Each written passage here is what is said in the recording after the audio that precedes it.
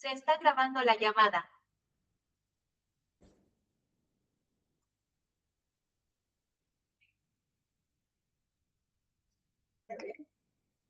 Todo suyo, doctora. ¿Se ven las diapositivas, Ana Paula? Sí, se ven perfecto, Sofi. Listo, perfecto. Bueno, buenas tardes a todos. Mi nombre es Sofía Alonso. Yo soy residente de primer año de la clínica y el ateneo que traigo a la fecha del día de hoy es la utilización del sulfato de magnesio en las crisis asmáticas severas a modo de actualización. ¿Sí? Si voy muy rápido me avisan porque yo tiendo a hablar rápido. Me gustaría, antes de empezar el ateneo, realizar un breve repaso de lo que es el metabolismo del magnesio. ¿Sí? El magnesio es un mineral esencial.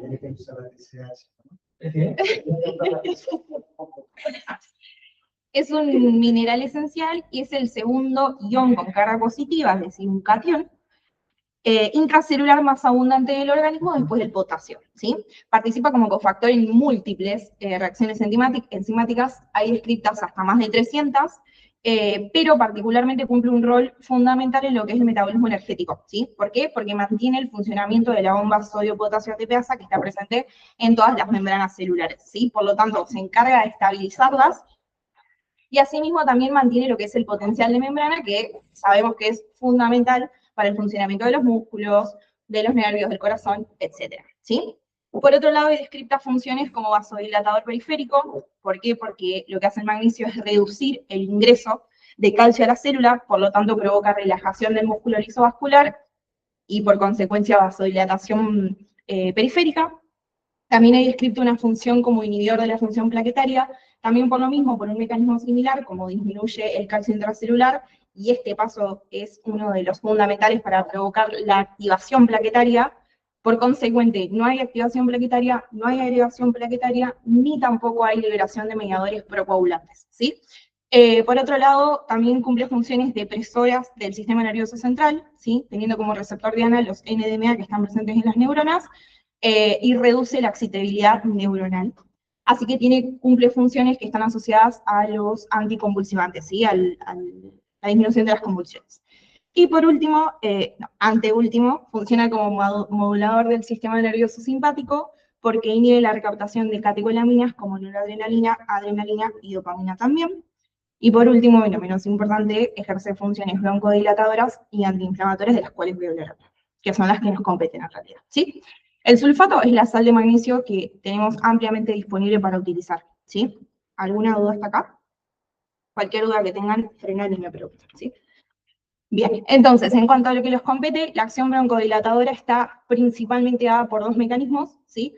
La primera, y en realidad la principal, es que funciona como un antagonista fisiológico del calcio, que sabemos que el ingreso de calcio a la célula muscular lisa resulta fundamental para desencadenar en el aumento de la tensión muscular. Por lo tanto, al generar este bloqueo parcial / completo en algunos casos, no produce broncoconstricción, ¿sí? Sino que favorece la broncodilatación. Y el otro mecanismo por el cual está favorecida la broncodilatación es a partir de un efecto parasimpático lítico, porque lo que hace es inhibir la liberación de acetilcolina de la terminal axonal, que sabemos que en condiciones de homeostasis se podría unir a los receptores muscarínicos de tipo 3 y provocar la broncoconstricción, ¿sí? Asimismo, también ejerce un efecto antiinflamatorio porque interfiere en la desgranulación mastocitaria, inhibiéndola, por lo tanto, tampoco tenemos ni circulación ni liberación de los mediadores o de las citoquinas inflamatorias que son derivadas de estas células, ¿sí? Tromboxanos, leucotrienos, histamina, etc. Bien. Acá voy a hablar un poquito de las indicaciones en general del sulfato de magnesio, ¿sí? Que tenemos nosotros para utilizar. Los podemos utilizar en los casos de hipomagnesemia, en donde está demostrado un papel neuroprotector, ¿sí? Como suplemento de nutrición parenteral, en los casos de arritmias, sobre todo aquellas que cursan con hipomagnesemia y la de tipo torsada de Pointes, en los casos de hipopotasemia e hipocalcemia. No sé si ahora no recuerdo si yo comenté que el magnesio ejerce un equilibrio electrolítico de los iones de calcio y potasio. Por lo tanto, si nosotros corregimos primero el magnesio, podríamos facilitar también la corrección de los otros dos iones, ¿sí? En las crisis venoclusivas de los casos de drepanocitosis. Vos querés corregir el potasio y no corregir. Tal cual, por eso. En los casos de convulsiones, en los casos de hipertensión pulmonar, en la nefritis aguda y en los casos de estreñimiento, más que nada, este último la verdad es que ya no se utiliza tanto, primero porque hay terapias que son mucho más recomendadas hoy en día y que demostraron mayor efectividad, y segundo, por los efectos adversos que tiene la administración por vía oral, ¿sí? Y por último, coloqué la crisis asmática, que acá quiero hacer dos aclaraciones. Primero, tenemos dos vías de administración posibles en la crisis asmática severa. Una es la vía endovenosa y la otra es la vía nebulizada, inhalatoria, ¿sí? El primer error, que pido disculpas, fue un error de tipeo, es que yo puse que en la vía de administración endovenosa el nivel de evidencia es 1B, y no es 1B, es nivel A, ¿sí? Porque esto lo coloqué cuando empecé a hacer el PowerPoint y eran estudios anteriores. Los estudios más actuales demuestran que tiene un nivel de evidencia A la vía de administración endovenosa, o sea, el nivel de evidencia más alto. Y por otro lado tenemos la vía de administración nebulizada, que es de nivel E, off-label. No sé si todos saben lo que quiere decir off-label.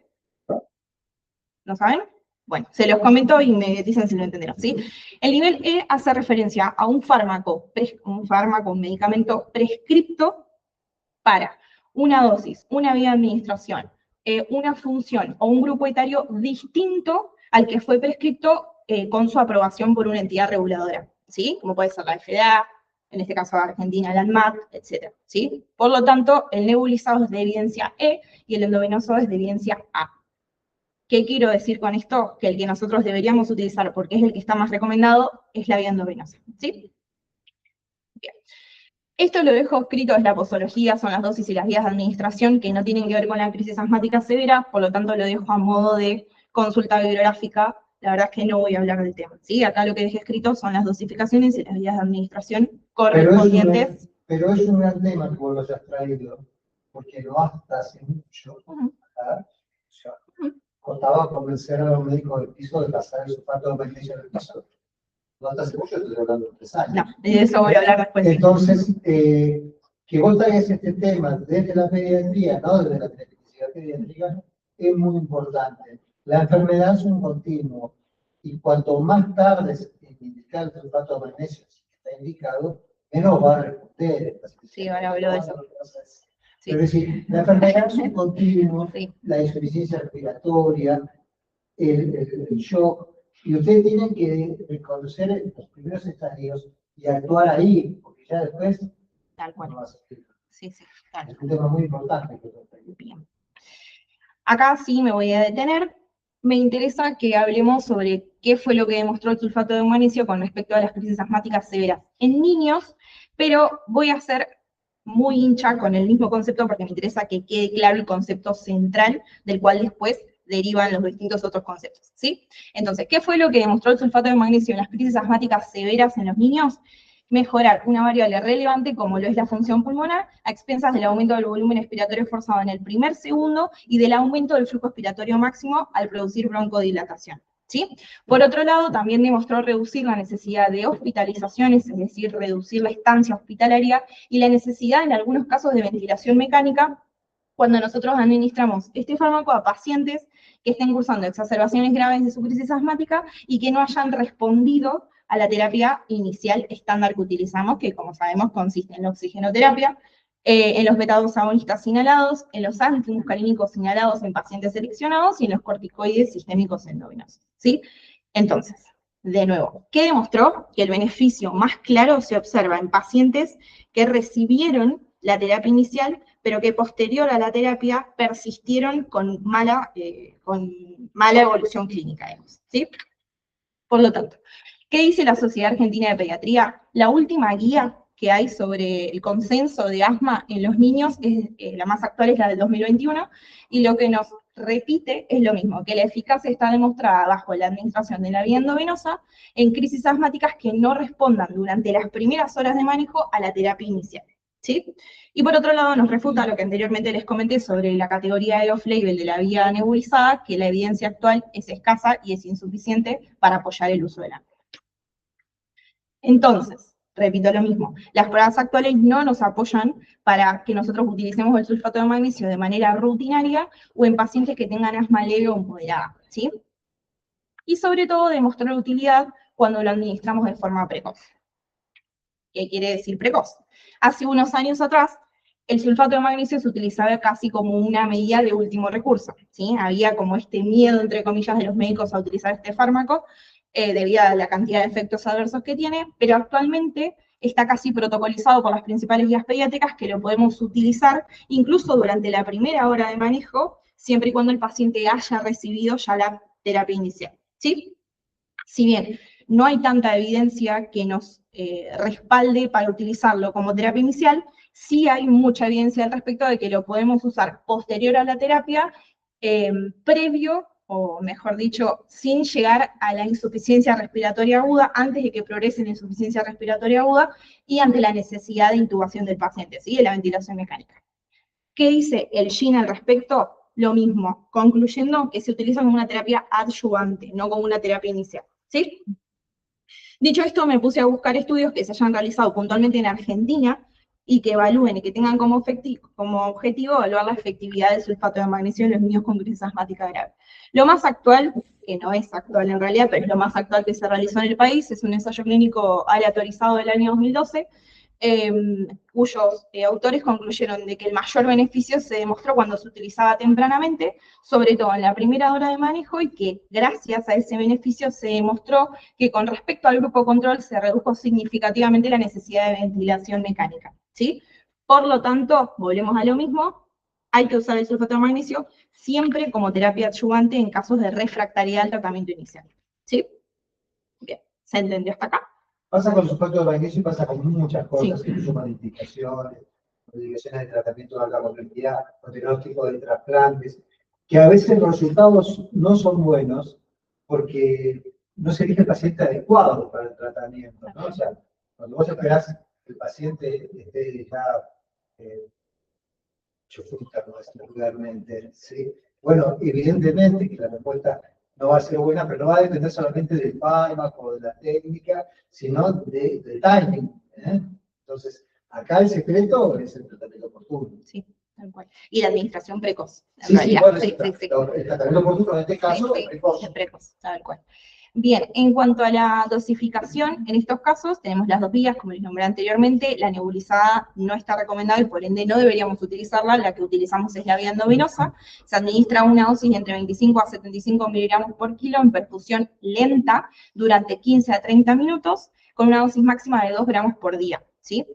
¿Qué pasa? El magnesio es un irritador de la pared vascular. Por lo tanto, nosotros deberíamos administrarlo diluido, ya sea en dextrosa al 5, al 10% o en solución fisiológica, en busca de proteger el vaso y no en realidad de disminuir el efecto del magnesio, ¿sí?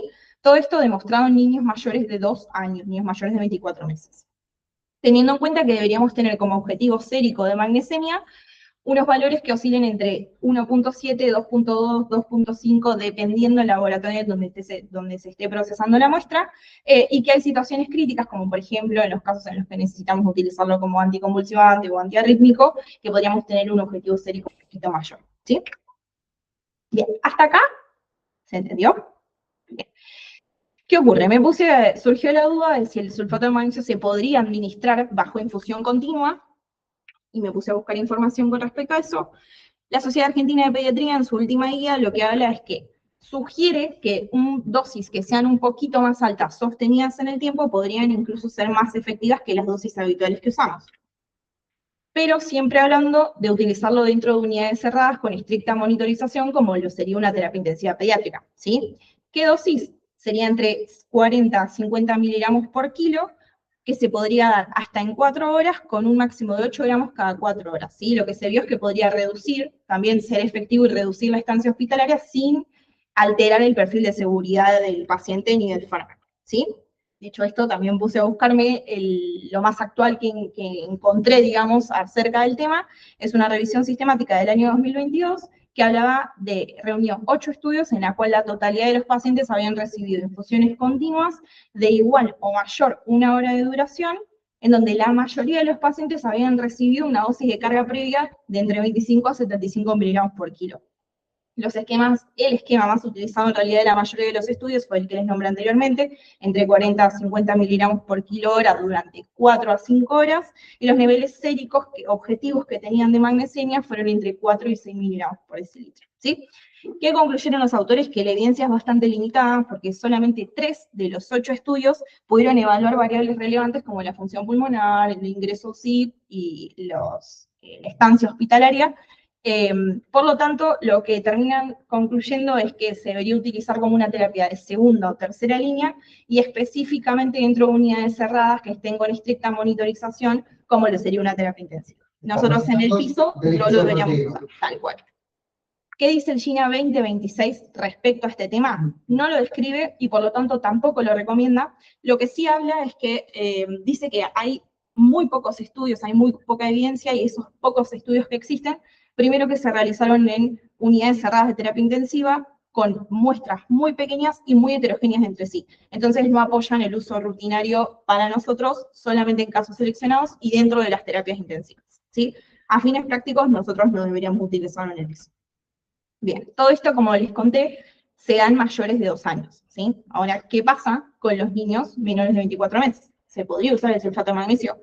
Bueno, en realidad hay un inconveniente metodológico muy importante, y es que por eso que la Sociedad Argentina de Pediatría no recomienda la utilización en menores de 2 años, y el inconveniente metodológico principal que hay, y por no decir el único, es que los menores de 24 meses, en términos de diagnóstico, podrían presentar cuadros clínicos que tienen que ver con bronquiolitis, ser sibilantes recurrentes o tener una crisis broncoconstructiva, pero ninguno de ellos sella un diagnóstico de asma, ¿sí? Entonces, en términos hasta legales, podríamos decir, como el sulfato de magnesio tiene una indicación exclusiva de crisis asmática severa, no entraría en estos pacientes que quedan completamente excluidos de todo tipo de estudios, ¿sí? Asociados.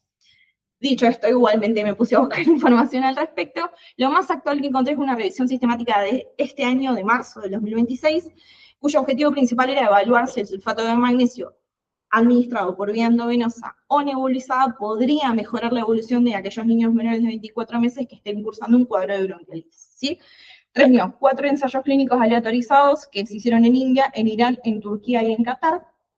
Pero la verdad es que acá ya tenemos un primer inconveniente, y es que 3 de los 4 estudios que se hicieron fueron bajo la administración nebulizada. Así que, como les dije anteriormente, es de categoría E, no deberíamos utilizarla, y este sería el principal inconveniente de esta revisión. De todas maneras, sacando a un costado eso, en realidad tampoco se encontró evidencia convincente de beneficio clínico porque no hubo reducción de la mortalidad, no hubo reducción de la gravedad clínica, no hubo reducción de la estancia hospitalaria y tampoco hubo una mejoría en la recuperación clínica de los pacientes. Asimismo, lo que sí pudieron encontrar es que se observó que podría haber un aumento en el riesgo de los reingresos hospitalarios de acá a 30 días, ¿sí? Un riesgo relativo de 3,16 más o menos. Por lo tanto, ¿qué concluyen? Que no se recomienda el sulfato de magnesio de rutina en la bronquiolitis y el uso termina quedando fuera de las recomendaciones de las principales guías pediátricas por este motivo. Ahora bien, nosotros sabemos que no hay suficiente evidencia que lo respalde, pero tampoco hay estudios que denoten que el sulfato de magnesio es perjudicial en estos pacientes, sino que directamente no hay estudios. ¿Lo podríamos utilizar? Sí, lo podríamos utilizar, teniendo en cuenta el riesgo-beneficio y que en realidad no está recomendado porque no hay evidencia suficiente, ¿sí? Y acá quiero hablar un poquito de lo que son las bases fisiopatológicas, que tenemos que tener en cuenta en cuanto a la fisiopatología. Si tenemos, por ejemplo, un menor de 24 meses que está cursando una crisis broncoconstructiva, podríamos decir que el sulfato de magnesio sí podría llegar a ser efectivo en cuanto a su base fisiopatológica y a su mecanismo de acción. ¿Por qué? Porque es un broncodilatador. Inhibe la entrada de calcio al músculo lisobronquial, disminuye la liberación de acetilcolina de la terminal axonal y a su vez ejerce un efecto antiinflamatorio.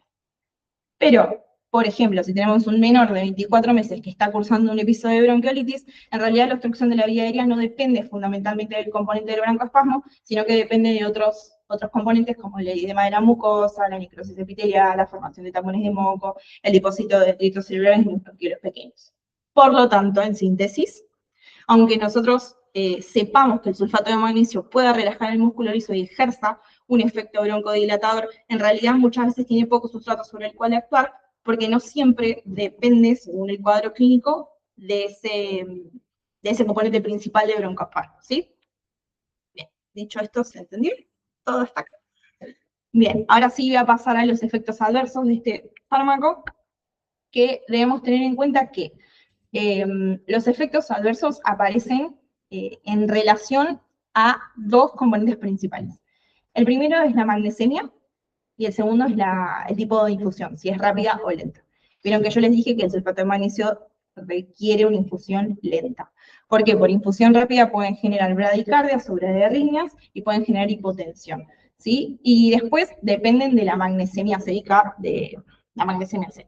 Y tenemos efectos adversos cardiovasculares, como que pueden producir hipotensión, rubor semitraspapeló y IVA en efectos adversos cutáneos, prolongación del PRQT, bloqueo cardíaco completo con una dosis mayor a 12 miligramos por decilitro, y en dosis mayores a 15 miligramos por decilitro podemos observar asistolia y paro cardiorrespiratorio. En cuanto a los efectos metabólicos, obviamente podemos tener hipermagnesemia y por consecuente hipocalcemia. En los respiratorios podemos tener depresión respiratoria en dosis mayores a 10 miligramos por decilitro, efectos neurológicos que están asociados a la somnolencia y a la depresión del sistema nervioso central con dosis mayores a 3 miligramos por decilitro. Podemos observar también hiporreflexia con dosis mayores a 4 y parálisis flácida con más de 10 miligramos por decilitro. Y por último tenemos efectos adversos cutáneos muy asociados al sitio de inoculación, como dolor y rubor, y los digestivos, que yo les comenté que una de las indicaciones era para el estreñimiento, que la verdad es que ya no se utiliza, y tienen que ver con efectos adversos digestivos, como náuseas, distensión abdominal, vómitos, diarrea, que en realidad la bibliografía describe que si nosotros podemos diluirlo aproximadamente en 10 mililitros de agua, podríamos atenuarlos o evitarlos, pero en realidad casi no se utiliza. Así como tenemos efectos adversos, tenemos riesgo de toxicidad por sulfato de magnesio, ¿sí? Y entendemos que la relación de la toxicidad por el sulfato tiene una condición nivel clínica, ¿sí? Entonces, si nosotros empezamos a observar signos de toxicidad, lo que deberíamos hacer es suspender inmediatamente la infusión y tenemos la posibilidad de colocar en este caso un antídoto, que es el gluconato de calcio al 10%, a una dosis de 100 miligramos por kilo endovenoso, lento también, ¿sí? Con una dosis máxima de 1 gramo. Lento por lo mismo, si nosotros lo administramos rápido podemos generar tanto arritmias como que el gluconato de calcio produce necrosis, ¿sí? De los vasos por extravasación del calcio, por lo tanto lo que deberíamos hacer es administrarlo lento y diluido y en un acceso venoso periférico distinto al que tenga el paciente, ¿sí? El gluconato de calcio debería pasarse solo. Bien, como tenemos posibilidad de aparición de efectos adversos y por consecuente de toxicidad, deberíamos saber monitorizarlos, ¿sí? ¿Cómo los monitorizamos? Control de signos vitales, toma de tensión arterial, durante la inyección intravenosa y la infusión continua. Lógicamente que para saber si está produciendo hipotensión deberíamos tener una tensión arterial basal, por lo tanto tenemos que tomarla antes de la administración, durante la administración y posterior a la misma. Deberíamos poner un monitoreo continuo no invasivo, lo ideal sería poner un monitor multiparamétrico. La Sociedad Argentina de Pediatría recomienda incluso que pongamos una monitorización electrocardiográfica, ¿sí? Por el riesgo de arritmias. Idealmente deberíamos poder controlar la magnesemia del paciente, realizar un ajuste de dosis en los casos de insuficiencia renal, y los reflejos osteoteninosos por el riesgo de hiporreflexia y parálisis facial. Yo personalmente, para declarar que no pretende que refleje la consenso, a mí me parece una exageración todo eso. ¿Sí? Me parece una exageración y va en la línea contraria de lo que estamos haciendo precisamente en este momento, que es tratar de incorporarlo al arsenal del pediatra, no del intensivista, del pediatra, ¿sí? Porque los partidos más importantes se juegan fuera de la terapia intensiva. Cuando el paciente llega a terapia intensiva ya está para los penales, ¿sí? Ustedes tienen que evitarlo eso, ¿sí? Entonces, ustedes tienen que reanimar precozmente, ustedes tienen que resolver las arritmias precozmente, ustedes tienen que detectar al paciente que está para entrar en cría, la protección respiratoria aguda, ustedes tienen que tratar nefritis antes de que se pongan hipervolémicas. Ese partido lo juega el pediatra que está fuera de la unidad de terapia intensiva. Entonces, si necesitas todo eso, yo tengo un subpediatra fuera, acá yo todos los voy jerarquizando de a poco, ¿sí? Que se den cuenta ya antes de trampa, ¿sí? Y eso que les va a dar mucha va a marcar mucha diferencia con respecto a otros médicos. Y le da tranquilidad. Es muy feo estar de guardia y tener miedo de lo que te va a entrar, ¿sí? Ahora, si yo pienso que del otro lado que escucha que se requiere todo eso, y dice, esto no es para mí. Los puertos saben que con su peso, es paramétrico. Si es que a ver, lo que se describe en realidad es todo esto. Lo que a nosotros nos interesa, teniendo en cuenta la accesibilidad que tendríamos como pediatras, es los reflejos osteotendinosos, sobre todo porque en realidad ya a dosis más bajas descritas podría producir hiporreflexia, y es algo que podemos hacer nosotros en el piso, no es muy complicado. Tomar la tensión arterial y el control de los signos vitales también por la depresión respiratoria. Con esas tres cosas estaríamos bien, la verdad.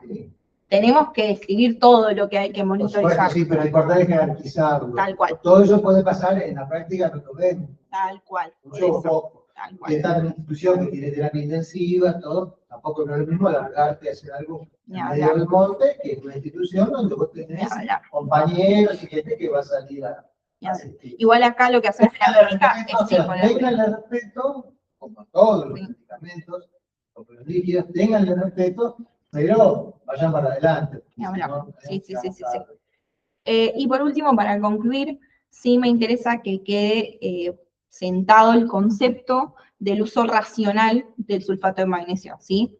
¿Por qué? Porque si bien es un medicamento que demostró beneficio clínico en determinados pacientes, no deja de ser un medicamento que en exceso podría ser perjudicial también. Por lo tanto, si nosotros sabemos seleccionar bien a los pacientes que serían candidatos para la utilización de este fármaco, podemos conocer bien las indicaciones que tiene el fármaco y ver si nuestro paciente es acorde, tener en cuenta que podrían aparecer posibles efectos adversos y saber monitorizarlos, lo que nos va a dar cuenta, y ni hablar la actualización constante sobre estos temas, resultarían fundamentales para poder evitar su uso indebido, innecesario, y por qué no también perjudicial. ¿Sí? Gracias. Excelente. Muy lindo. Yo tengo una consulta Sí, en decime. general, Sí. porque yo no soy pediatra, por ejemplo, creo, por ahora. Pero si, por ejemplo, Ya está dudando. claro, Ya tiene la duda. el día de mañana, como médico clínico, por ejemplo, estoy en mi pueblo y se atiende el médico clínico, no hay pediatra de guardia, no, el mismo médico clínico atiende todos los casos. Y llega un nene que necesita, por ejemplo, no sé, con todo lo que explicaste, la indicación de sulfato de magnesio. ¿Se puede hacer como médico clínico? ¿Lo tenés que dejar o derivar a un centro de otro pueblo con mayor complejidad? ¿Cómo sería eso? Por supuesto que sí. ¿Sí? Vos, por ejemplo, vos estás en una guardia. Hacen la presentación, los pacientes no estudian. Eso cuando el médico dice, no, yo no voy a hacer terapia, yo solamente voy a hacer consultorio. A veces estás haciendo un consultorio y te estás sentado en una meningococemia. Tal cual. Tenés que atender todo, mirar para atrás y no hay nadie a quien delegárselo. ¿Sí? Ahora te digo, si vos lo recibís al paciente y vos ponés en marcha el mecanismo de derivación, pedís, reconocés que no es para vos, pero mientras la derivación te sale o viene quien, vos tenés que ser las primeras armas, ¿sí? Claro, De hecho, los principales estudios sobre la utilización del sulfato de magnesio en crisis asmáticas severas están brindados, digamos, a partir de la atención en guardia. No es como una utilización en un piso de internación. De hecho, hay muchos lugares acá en Argentina en el que se administra la guardia. Y desde la guardia se decide si el paciente tiene indicación de una unidad cerrada como UCIP o si va a un piso de internación pediátrica. Pero en realidad los principales estudios están basados en la atención en urgencias, o sea, en la guardia. Vos podrías administrarlo en la guardia, no hay ningún problema con eso. bueno, entre los objetivos que están a largo plazo es que la guardia de la clínica sea una guardia. ¿Sí? Porque en general las guardias pediátricas, las guardias, las escuelas, todo, terminan siendo policonsultorios, ¿sí? Pero si vos una guardia de adultos, te vas a encontrar que hay ahí, lo están operando, la guardia, no digo que llegar a eso, pero está ventilado, sí, hay una primera estabilización del paciente en la guardia, o sea, hay emergentología. Acá eso está muy poco desarrollado. Pero lo ideal es eso, lo ideal es que sí, que en la guardia se hagan las emergencias y a tiempo, ¿sí? No, nadie te puede.